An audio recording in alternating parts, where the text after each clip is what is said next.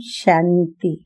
आज की तारीख है 7/4/15 और आज की ज्ञान मुरली का शीर्षक है मीठे बच्चे, इस पुरानी पतित दुनिया से तुम्हारा बेहद का वैराग्य चाहिए, क्योंकि तुम्हें पावन बनना है।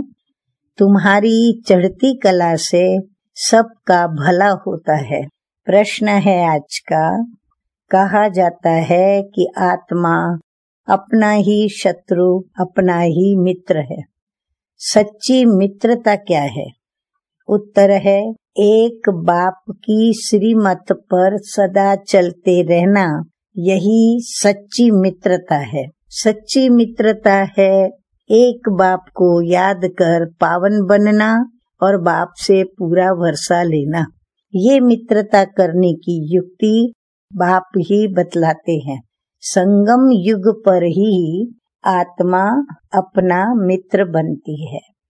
गीत बजा है, तूने रात गंवाई सोए के, दिवस गवाया खाए के, हीरा जन्म अमूल था,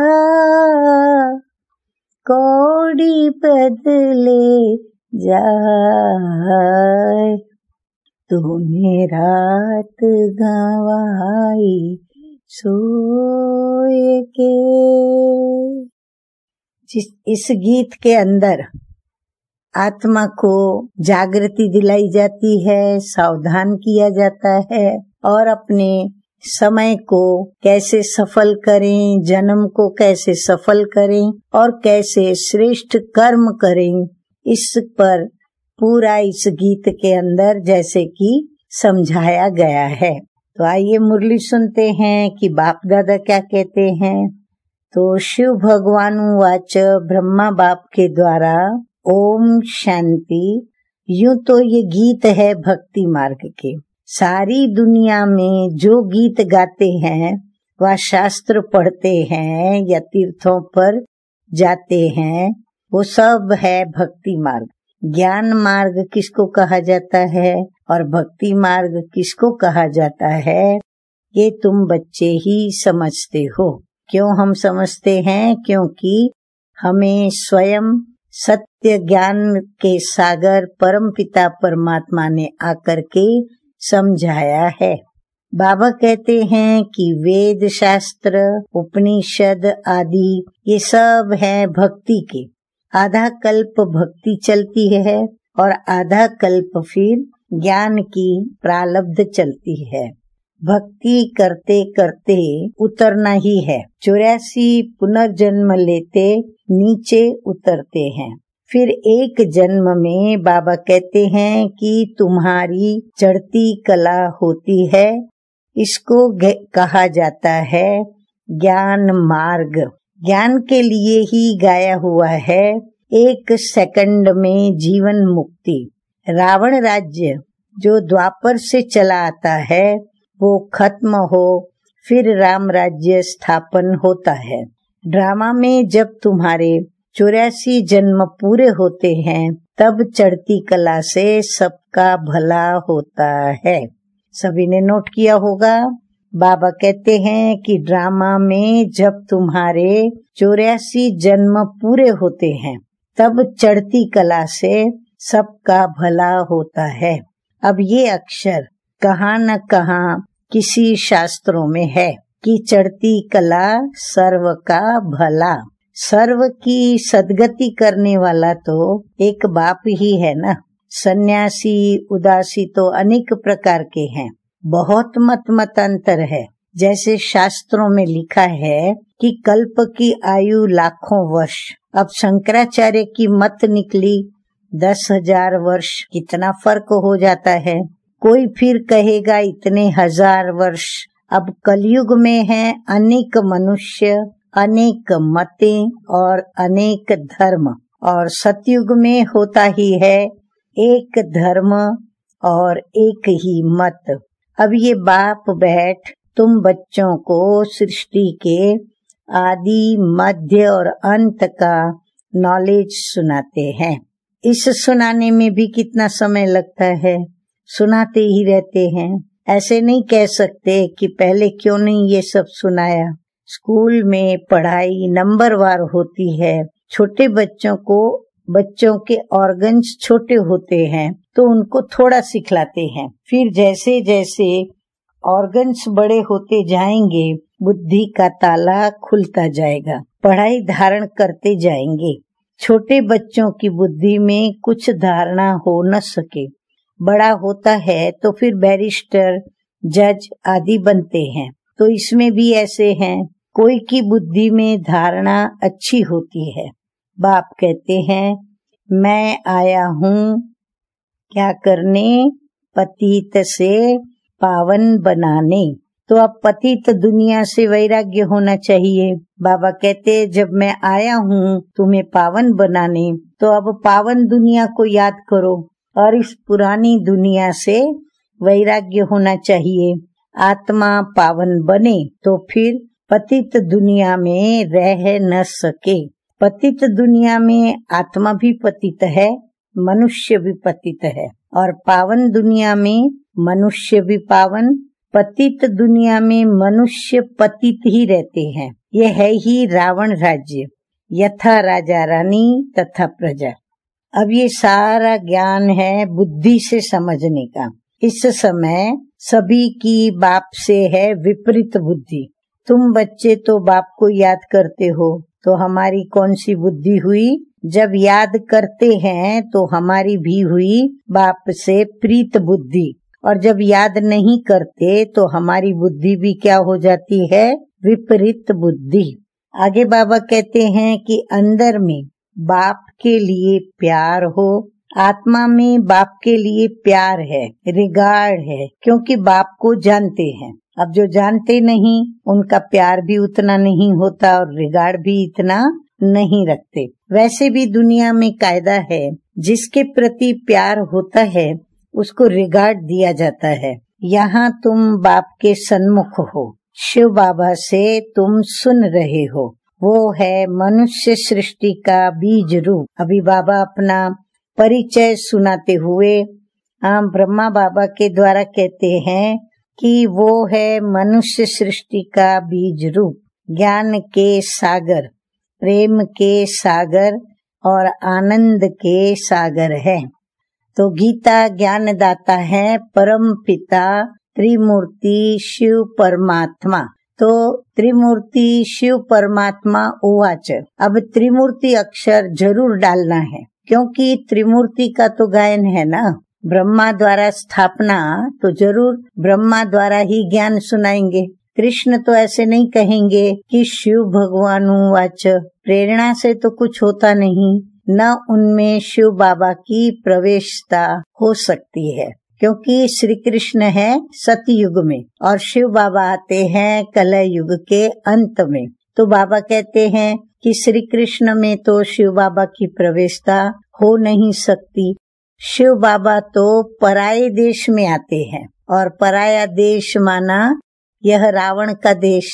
तो शिव बाबा पतित दुनिया में आते हैं और श्री कृष्ण है पावन दुनिया में। सतयुग तो श्री कृष्ण का देश है ना, तो दोनों की महिमा अलग अलग है। मुख्य बात ही ये है। आगे मीठे मीठे बाप दादा कहते हैं कि सतयुग में गीता तो कोई पढ़ते नहीं, वहाँ गीता पढ़ने की आवश्यकता है नहीं, बिल्कुल नहीं, क्योंकि गीता पढ़कर ही तो श्री कृष्ण ने ऐसे श्रेष्ठ पद को प्राप्त किया। तो सतयुग में गीता तो कोई पढ़ते नहीं। भक्ति मार्ग में तो जन्म जन्मांतर पढ़ते हैं, ज्ञान मार्ग में तो वो हो न सके। भक्ति मार्ग में ज्ञान की बातें होती नहीं। अभी रचता बाप ही रचना के आदि मध्य और अंत का ज्ञान देते हैं।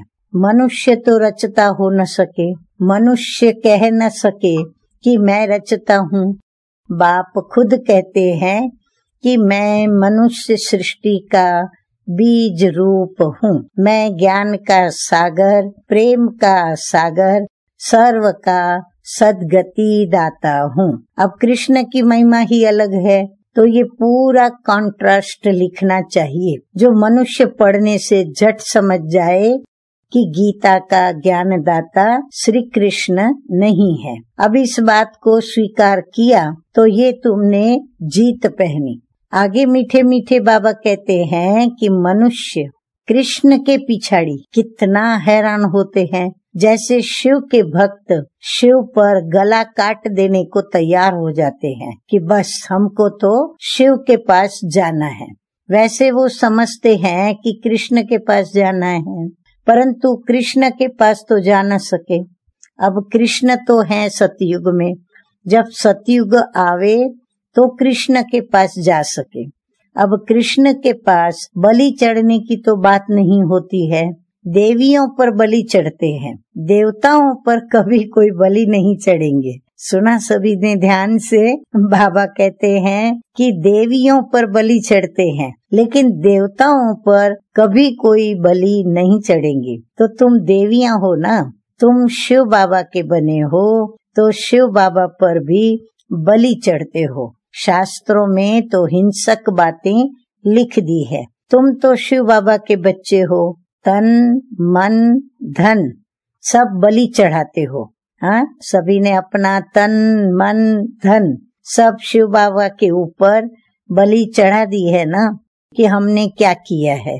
अच्छा, आगे बाबा कहते हैं और कोई बात नहीं, इसीलिए शिव और देवियों पर बलि चढ़ाते हैं। अब गवर्नमेंट ने शिव काशी पर बलि चढ़ाना बंद कर दिया है। अभी वो तलवार ही नहीं है। भक्ति मार्ग में जो आप अपघात करते हैं, ये भी जैसे कि अपने साथ शत्रुता करने का एक उपाय है। मित्रता करने का तो एक ही उपाय है जो बाप बतलाते हैं कि मेरे साथ यदि मित्रता करनी है तो क्या करो। सभी नोट करेंगे, बाप से मित्रता करने वाले पावन बनकर बाप से पूरा वर्षा लो।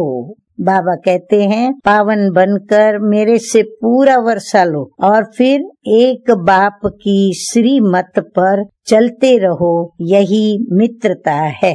आगे हम देखें बाबा क्या कहते हैं कि भक्ति मार्ग में जीवात्मा अपना ही शत्रु है। फिर बाप आकर के ज्ञान देते हैं तो जीवात्मा अपना मित्र बनती है। आत्मा पवित्र बन बाप से वर्षा लेती है। संगम युग पर हर एक आत्मा को बाप आकर के मित्र बनाते हैं। तो बाबा कहते हैं एक श्री मत पर चलते रहो, यही मित्रता है। संगम युग पर हर एक आत्मा को बाप आकर के मित्र बनाते हैं। आत्मा अपना मित्र बनती है, श्रीमत मिलती है। श्रीमत मिलती है तो समझते हैं कि हम बाप की मत पर ही चलेंगे। अपनी मत पर तो हम आधा कल्प चले, अब श्री मत पर सदगति को पाना है। इसमें अपनी मत चल न सके।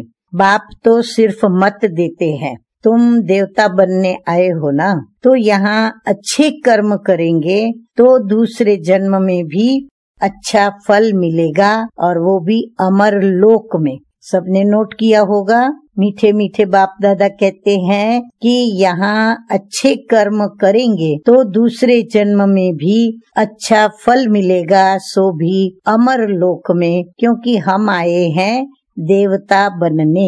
ये तो है ही मृत्यु लोक। अब ये राज भी तुम बच्चे ही जानते हो, सो भी नंबरवार। कोई की बुद्धि में अच्छी रीति धारणा होती है, कोई तो धारणा कर नहीं सकते। अब इसमें टीचर क्या कर सकते हैं? टीचर से कृपा व आशीर्वाद मांगेंगे क्या? टीचर तो पढ़ाकर अपने घर चले जाते हैं। स्कूल में पहले पहले खुदा की बंदगी आके करते हैं कि हे खुदा हमको पास कराना, तो फिर हम भोग लगाएंगे। अब टीचर को कभी नहीं कहेंगे कि आशीर्वाद करो। हाँ, सभी कहेंगे तो किसको कहेंगे? प्रभु को कहेंगे। तो प्रभु कहता है इस समय प्रभु हमारा बाप भी है, टीचर भी है, तो बाप की आशीर्वाद तो अंडरस्टूड है ही। बाबा कहते मांगने की जरूरत नहीं, बाप है माना अंडरस्टूड है कि हमें आशीर्वाद उसकी मिलती ही है। तो बाप बच्चों को चाहते हैं बच्चा आए तो उसको धन दूं, तो ये आशीर्वाद हुई ना। तो ये एक कायदा है, बच्चे को बाप से वर्षा मिलता है। अब तो तमो प्रधान सभी हो गए हैं, जैसा बाप वैसे बच्चे, दिन प्रतिदिन हर चीज तमो प्रधान होती जाती है, तत्व ही तमो प्रधान हो जाते हैं। बाबा कहते हैं आत्माएं तो तमो प्रधान हो गई हैं, परंतु तत्व भी तमो प्रधान हो जाते हैं, क्योंकि ये है ही दुख धाम।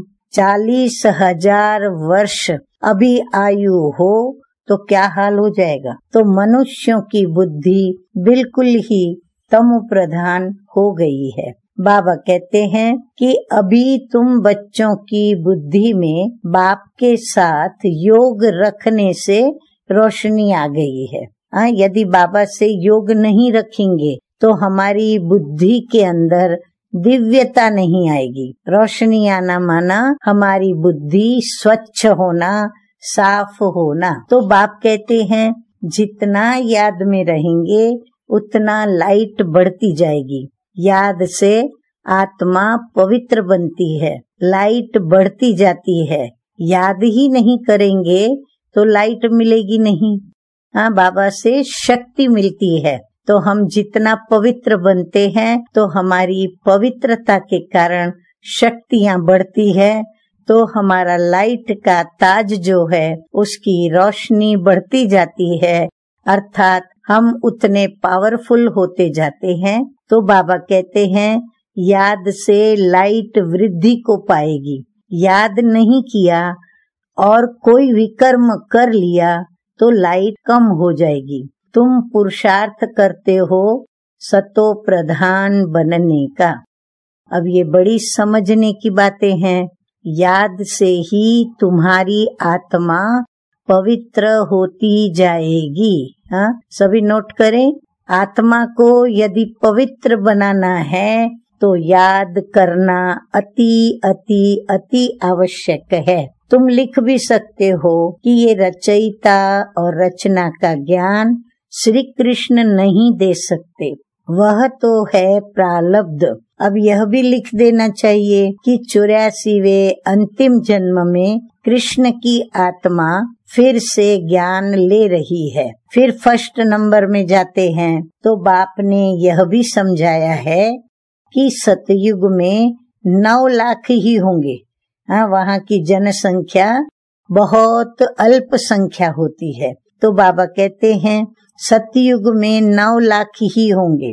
फिर उनसे वृद्धि भी तो होगी ना, दास दासियां भी बहुत ही होंगे जो पूरे 84 जन्म लेते हैं। 84 जन्म ही गिने जाते हैं। जो अच्छी रीति इम्तिहान पास करेंगे वो पहले पहले आएंगे। जितना देरी से आएंगे तो मकान पुराना तो कहेंगे ना, नया मकान बनता है, फिर दिन प्रतिदिन आयु कम होती जाएगी। वहाँ तो सोने के महल बनते हैं। सोने के महल वो तो पुराने हो न सके, सोना तो सदैव चमकता ही होगा, फिर भी साफ जरूर करना पड़े। जेवर भी भले पक्के सोने के बनाओ तो भी आखिरी चमक तो कम होती ही है, फिर उनको पॉलिश चाहिए। तो तुम बच्चों को सदैव ये खुशी रहनी चाहिए कि हम नई दुनिया में जाते हैं। माना सुवर्ण युग, सोने की दुनिया में जाते हैं। तो बाबा कहते हैं कि इस नरक में ये तुम्हारा अंतिम जन्म है।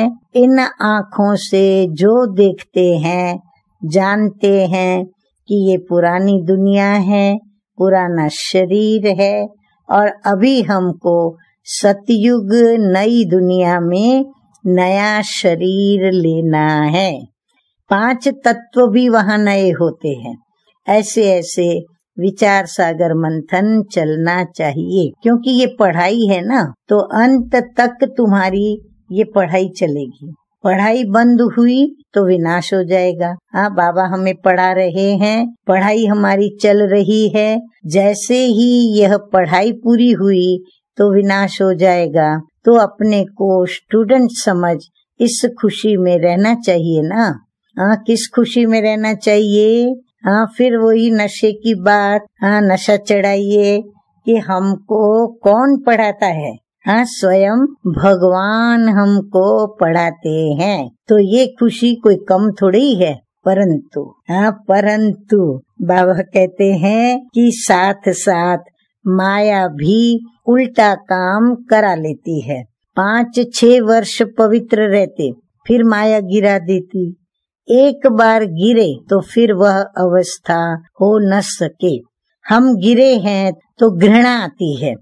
अभी तुम बच्चों को सारी स्मृति रखनी है।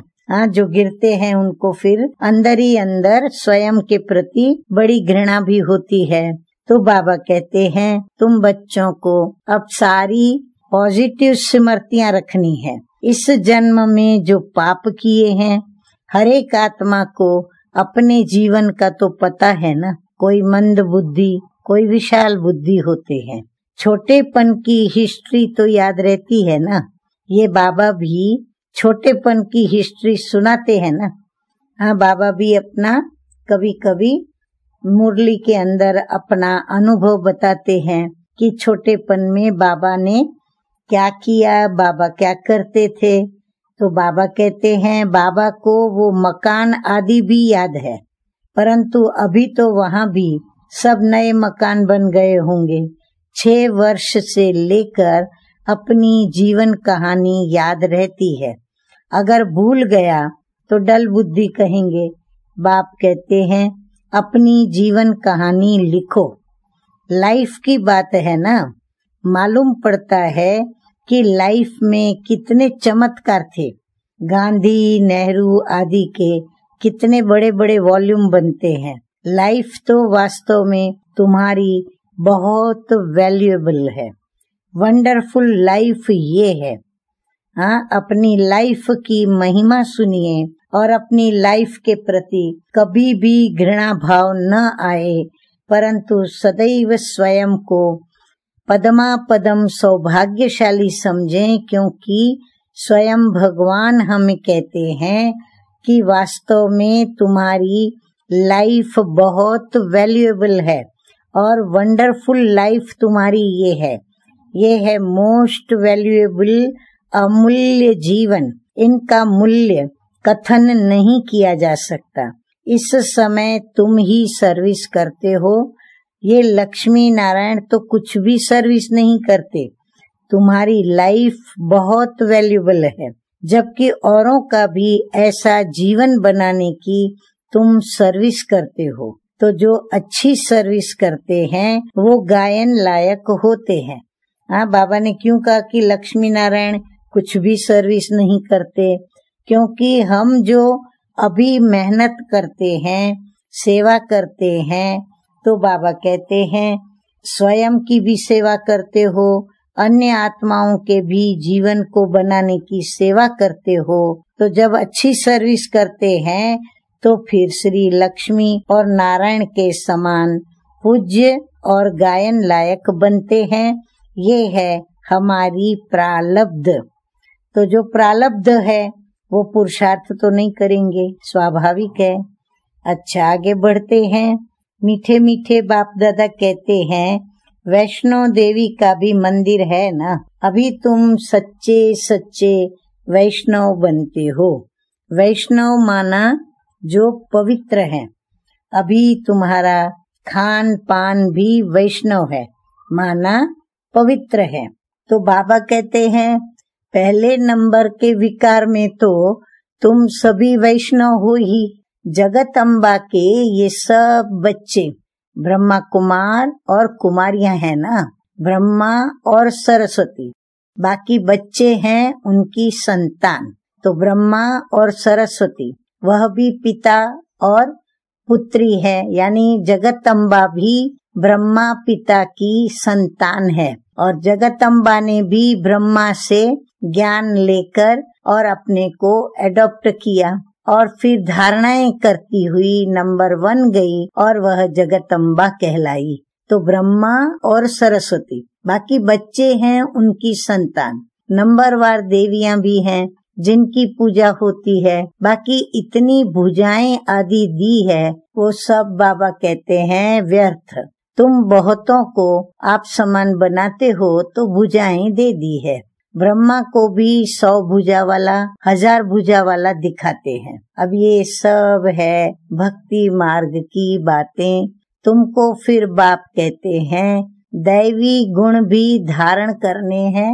अभी धारणा की बातें 2-4 ध्यान से सुने तो बाप कहते हैं दैवी गुण भी धारण करने हैं। किसको भी दुख न दो, किसको उल्टा सुल्टा रास्ता बताए सत्यानाश न करो।